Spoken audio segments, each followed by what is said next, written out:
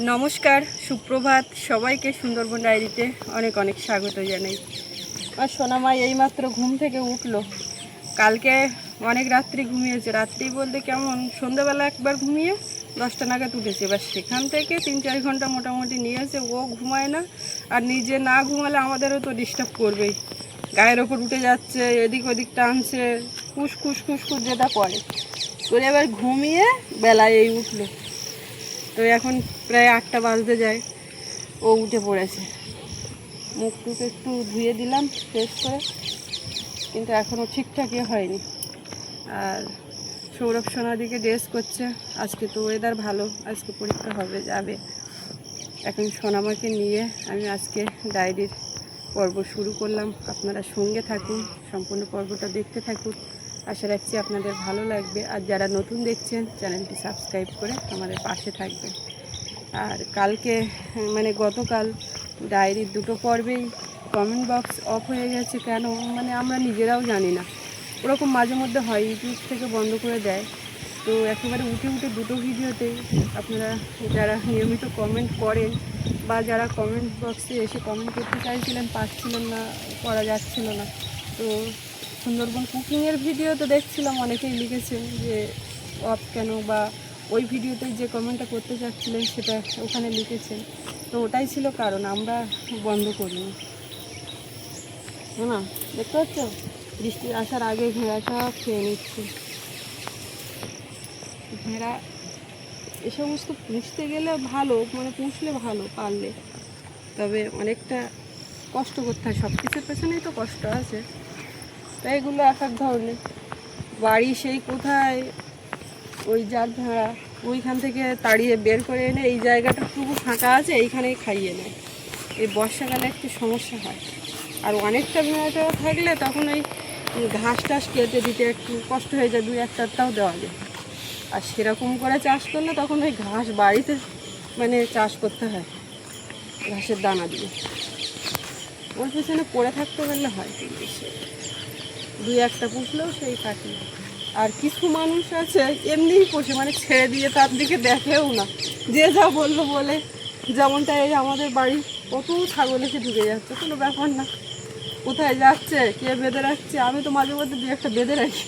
আর এবছর না, আগের বছর, তার আগের বছর, যে বছর মা ছিল না এখানে, ওই সেই সময় আসবে নিতে, তখন মালিক খুঁজে পাওয়া যায় না যে এইগুলো কাদের।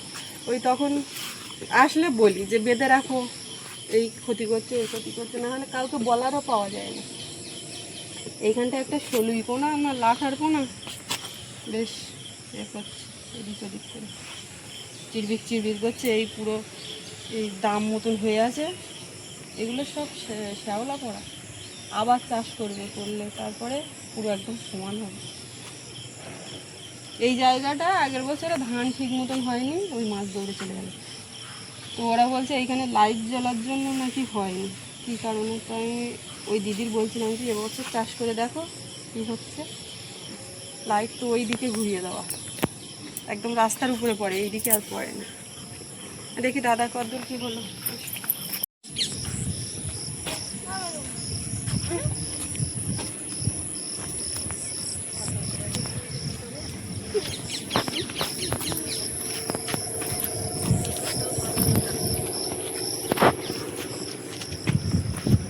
রাস্তা আজকে শুকনো,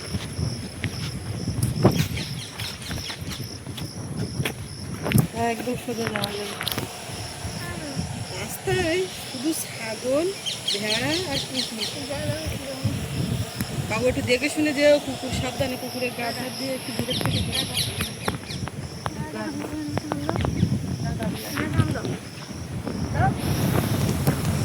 সবে সবে উঠেছে, আসলে বাড়ি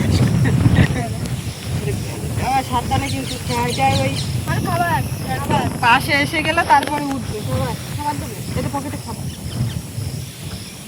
খাবার দেবো, জোর করিস নি। হ্যাঁ হ্যাঁ, সাবধানে উঠবে, ওই ব্রিজের উপর দিয়ে সাবধানে যাবে, আস্তে আস্তে উঠো কাটা করবে না। সব নিয়েছে তো।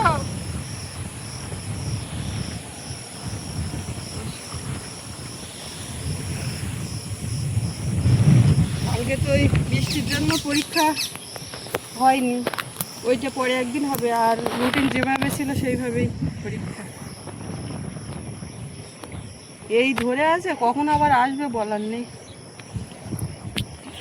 মা ওদিকে কলের দিকে গেছে জল ভরতে, কালকে নিয়ে আসা হয়নি, আজকে রাস্তা শুকনো বেশ। এখন আমিও যাব, গিয়ে কলসি টলসিগুলো নিয়ে আসবো। পুরো তাকিয়ে আছে, দাদা বেরিয়ে যাচ্ছে। সকালবেলা উঠেই বেরিয়ে যায় ও সৌরভ, আর ও তখন বুঝতে পারে না যে কী ব্যাপার দাদা যাচ্ছে। যতক্ষণ ধারে কাছে থাকে তখন একটু কীরকম করে, তারপর চলে গেলে মনটা খারাপ হয়।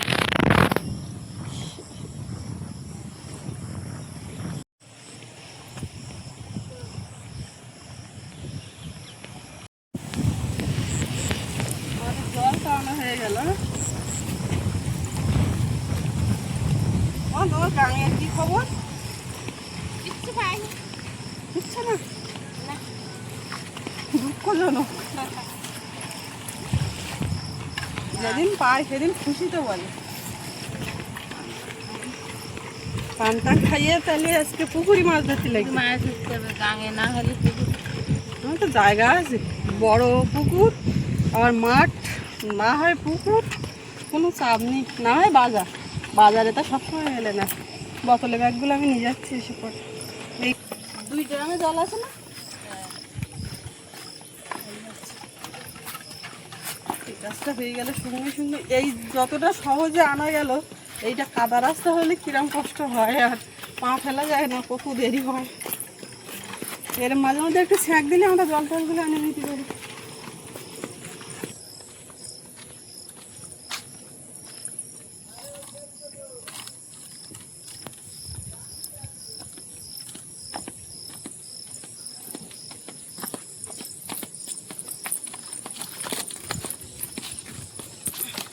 বাবা জলে বোতল এনে দিল আমার ধারে।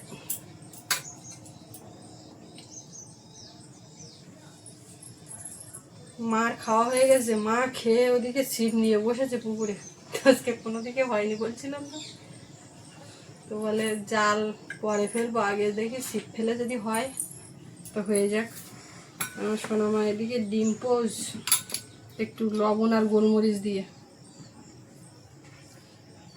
এইটাও আবার ওর মুখে বেশ লাগে ভালো।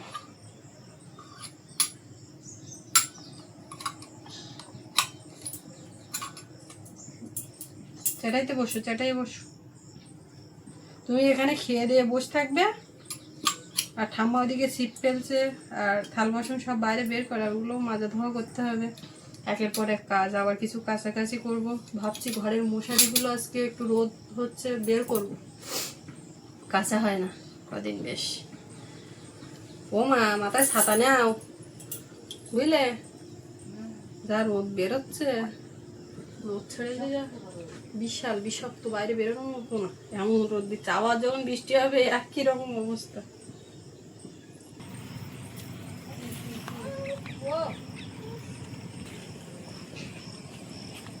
দেখছো বলো, ও করছে তার মা করছে না, সঙ্গে খাই বিল যাচ্ছে, চাবানি বুটি ছাড়া না। তো চিংড়ি মাছগুলো বেশি পরিমাণে অন্য নষ্ট কোনো নাটা দেবাচ্ছ না চিংড়ি মাছ।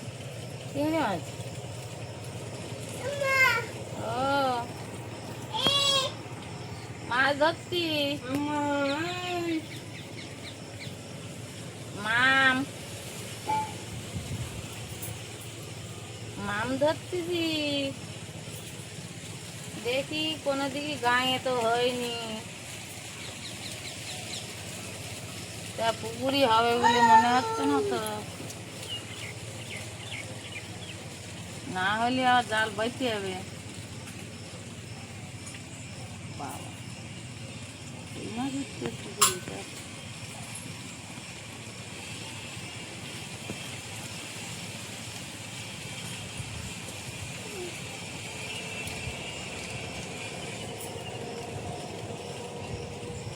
জাবানি কুটির জ্বালায় চারা দেওয়ার জন্য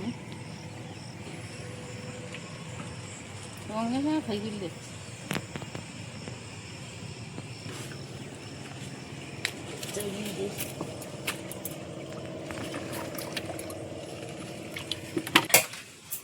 ভগবান, খাওয়া বাদ দিয়ে ওইটা নিয়ে ওর মুখে দিয়ে ঢাকতে যাচ্ছে। আমি যেভাবে করি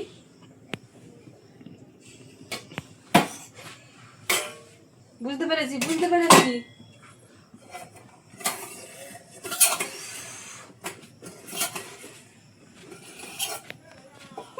এইরা কি শিখেছে বাবা যে। ভালো হয়েছে, ভালো রান্না হয়েছে। ঢেকে দেই না এটা।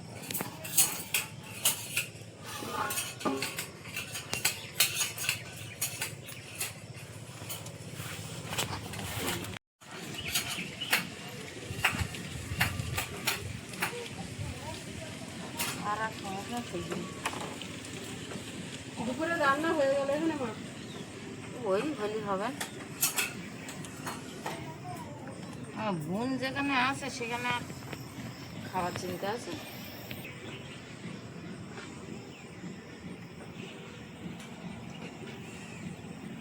ওই বাড়ি পুকুরি তেলাপিয়া আছে ভালো। এখানে একটা সিরিনে যাইতে পারলি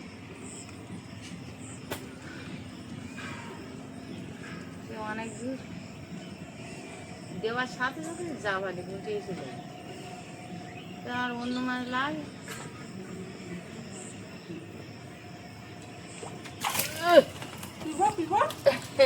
পোনা মাছ একটা ঢুকেছে ছোট আর বড় এইটাই এখন বেশি জলের মাছ।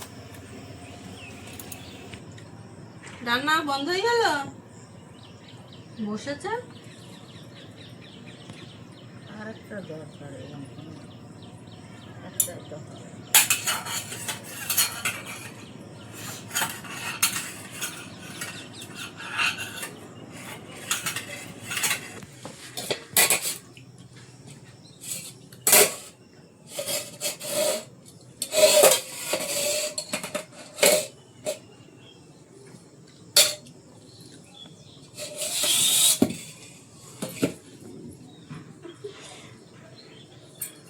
একবার ঢাকা খুলে নিচ্ছে, রান্না করে আবার ঢাকা দিচ্ছে। খুন্তি ধরার স্টাইলটা শিখে গেছে একদম। হাত আমরা যেরকম করে ধরি সেরকম করে। হয়ে গেছে রান্না, আবার একটু ঢাকো। ঠিক আছে, ব্যাস কমপ্লিট। রান্না কমপ্লিট। আবার কি আনতে যাচ্ছ? হ্যাঁ,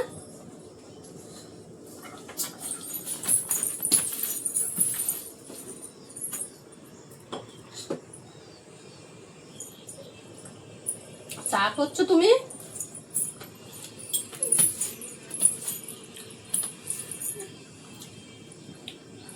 একটা নাও, একটা নাও।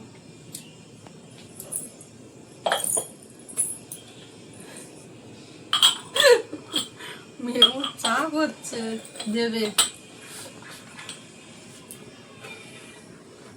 মাছের ঝোল করবা? মাছ কেটে দেবো?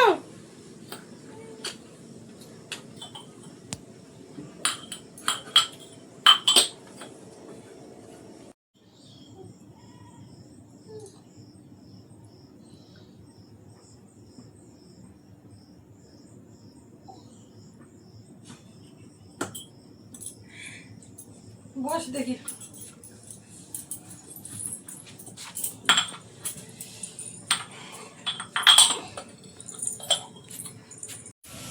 খাওয়া দাওয়া করছিলাম সোনামার আমি দুজনে। তো শেষ পাতে একটুখানি দুধ আর গুড় দিয়ে খাচ্ছিলাম। খেতে খেতে মানে লাস্টে ওই যে দুধটা থাকে থালাতে চুমুক দিচ্ছি, এমন সময় পুরো নাকে বুকে উঠে গেছে। সে এক বিশ্রী অবস্থা। বেশ কিছুক্ষণ নাক টানা, কাশি, মানে বমি ওঠার মতন এরকম অনেকটা সময় কেটে গেল। কি একটা অস্বস্তিকর ব্যাপার। মা বলছে ওরকম হয়, আমারও মাঝে মধ্যে হয়, তুমি নাক টানো, এই করো সেই করো, মানে এইখানটা মনে হচ্ছে না উঠে গেছে, ঢুকে গেছে। আর অস্বস্তি সে যে কি। আর ওইখানে ঘরের ভেতরে ওরকম করছি, মেয়ে তো ভয় পেয়ে গেছে, বলে কি হচ্ছে মা, ঠিক নেই। তো বাইরে বেরিয়ে মা যা যা বলছে তাই তাই করলাম।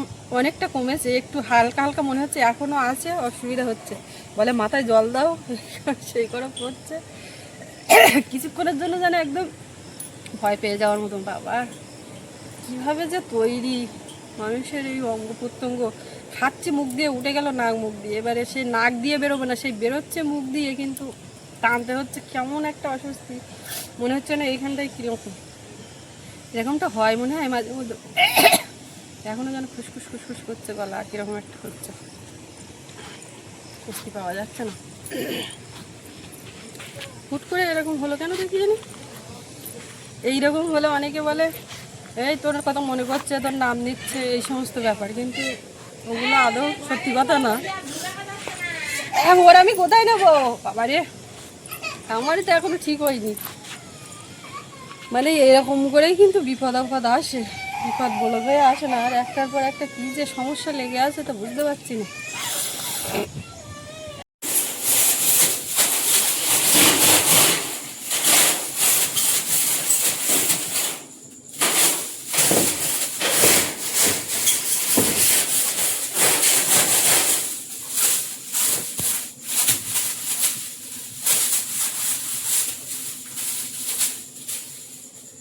কদিন ধরে ভাবছি যে একটু ঝেড়ে ঝুড়ে নামাবো, সে আর হয়ে উঠছে না। তো এই আজকে একটু রোদ টোদ বেরিয়েছে, সব ঝেড়ে ঝুড়ে এখন মোটামুটি নিচে মশারি টাঙানো আছে, যা পড়ছে ওর উপরে টুকটাক। ও মা মা ফেলতে ফেলতে এসে আর ওখানে বসেছিল, তো সে ঘুমিয়ে গেছে।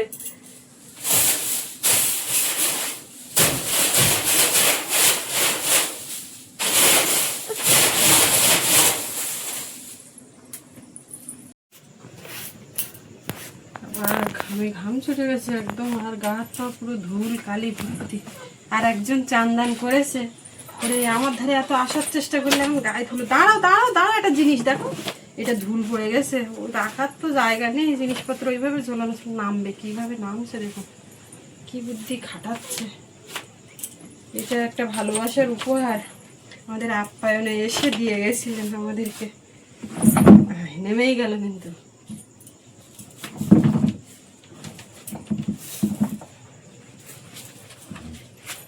পড়ে যাবে, তখন সোনামা হওনি। ও এই যে ভালো আছে বাবা, কি অবস্থা।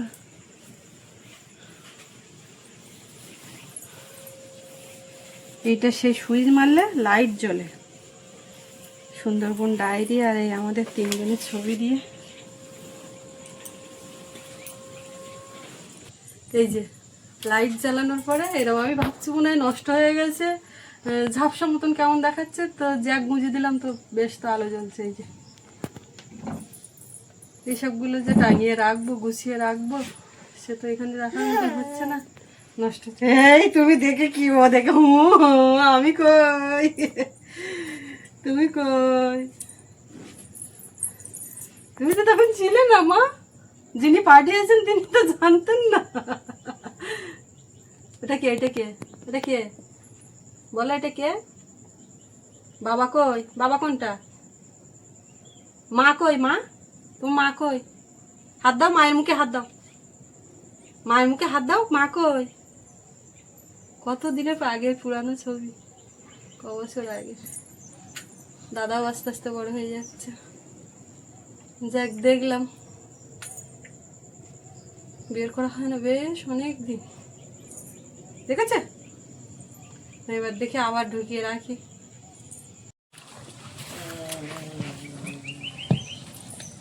খুচরো জিনিসগুলো আগে কেচে নিই আমার নিয়ে, তারপর মশারি টশারি দিচ্ছি।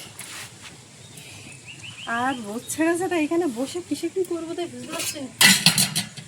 জল তুলতে হবে, তুলে এই জায়গায়। ও মা রোদ ডাকিয়ে তোমার ধারে একটু রাখো।